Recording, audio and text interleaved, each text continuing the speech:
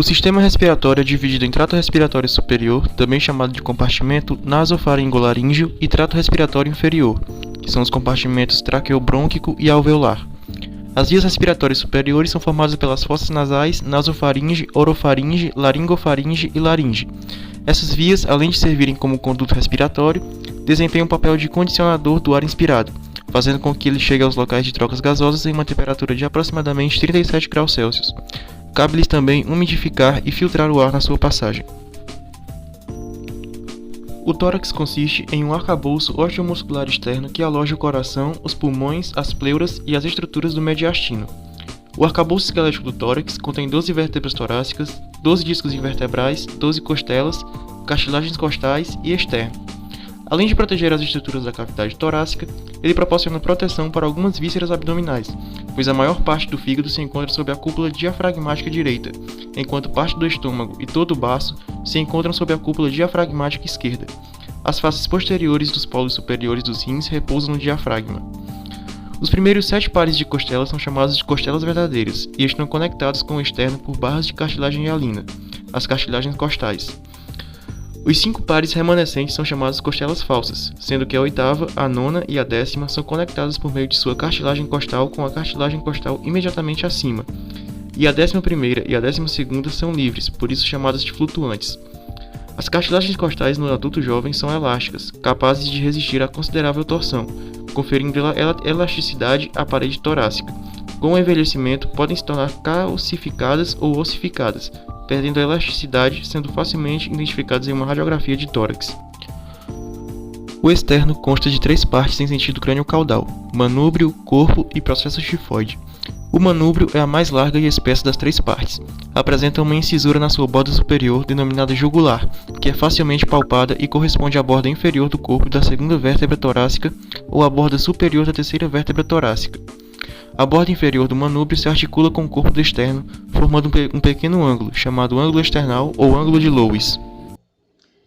Trato respiratório inferior. O trato respiratório inferior se estende da traqueia às porções mais distais do parênquima pulmonar. A função primária das vias respiratórias é conduzir o ar para a superfície alveolar, local em que ocorre a transferência gasosa entre o gás inspirado e o sangue dos capilares alveolares. A via respiratória inferior pode ser dividida em 3 zonas, cada uma com características funcionais e estruturais diferentes. A zona condutora é composta por vias respiratórias que apresentam paredes espessas o bastante para não possibilitar a difusão de gases para o parênquima pulmonar adjacente. Elas incluem a traqueia, os brônquios e os bronquíolos membranosos, que recebem essa denominação por não conterem cartilagem. Essas vias respiratórias associadas a artérias e veias pulmonares, vasos linfáticos, nervos, tecido conjuntivo dos espaçosos peribrônquios e perivasculares, septos interlobulares e pleura constituem a porção não parenquimatosa do pulmão. A zona de transição realiza funções condutoras e respiratórias e consiste em bronquíolos respiratórios e ductos alveolares. A zona respiratória é composta somente de alvéolos e tem função exclusivamente respiratória. A zona de transição, em conjunto com a zona respiratória, constitui o parênquima pulmonar. Do ponto de vista histológico, a menor unidade fundamental do parênquima pulmonar é o lóbulo pulmonar primário, que consiste em todos os ductos alveolares, sacos alveolares e alvéolos, em conjunto com seus vasos sanguíneos, nervos e tecido conjuntivo distal ao último bronquíolo respiratório.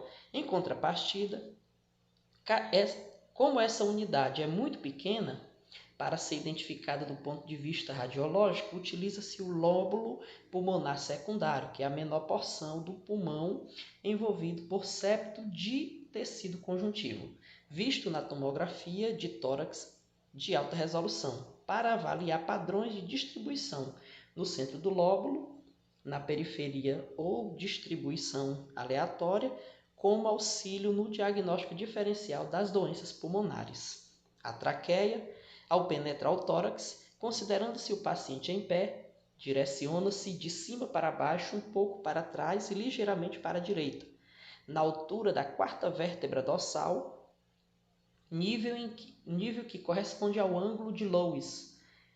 Ela se bifurca. O esporão formado por esse ângulo é chamado de carina. A árvore brônquica, após a bifurcação da traqueia, não mantém o mesmo padrão divisório à direita e à esquerda. O brônquio principal direito é mais vertical, mais calibroso e mais curto. O esquerdo é mais horizontal, de menor calibre e mais longo.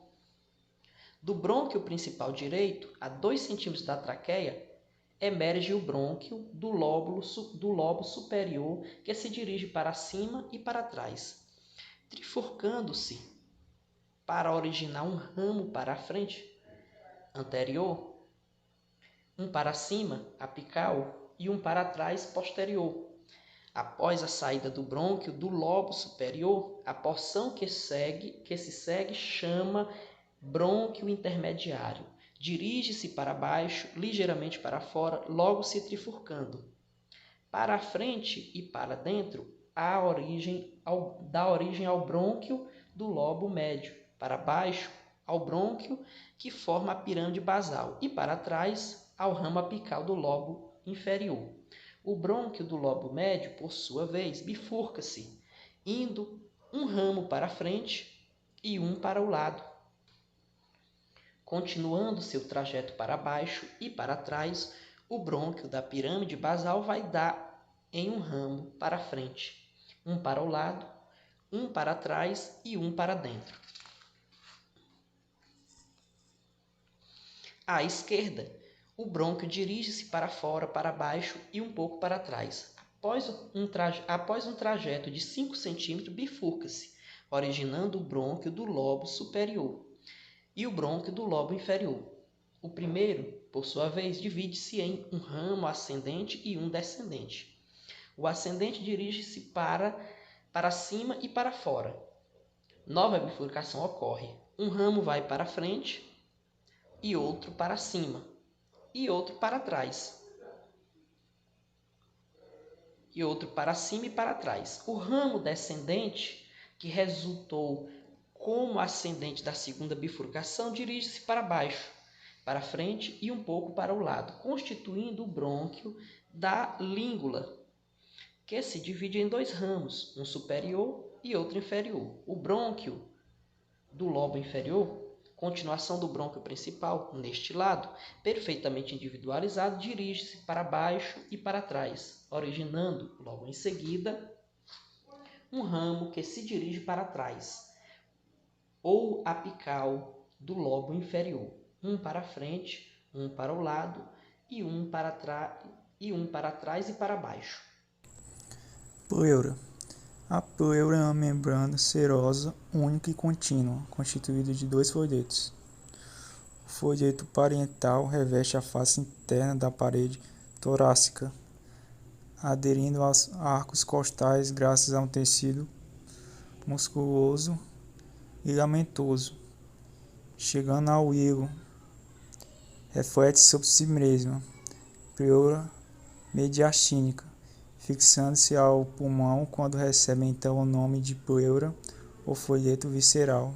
Esse folheto insinua-se entre os lobos, formando as cisuras.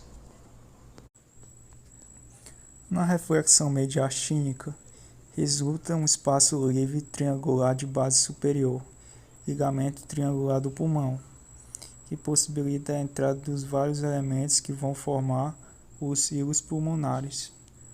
Ao recobrir o diafragma, o folheto parietal recebe o nome de pleura diafragmática. Os espaços entre os 2 folhetos pleurais é virtual e é banhado por uma serosidade em um ambiente de pressão negativa. Durante os movimentos respiratórios, os 2 folhetos deslizam entre si com facilidade, como 2 lâminas de vidro molhadas. Em virtude de fenômenos de capilaridade, torna-se difícil separá-los. Circulação pulmonar.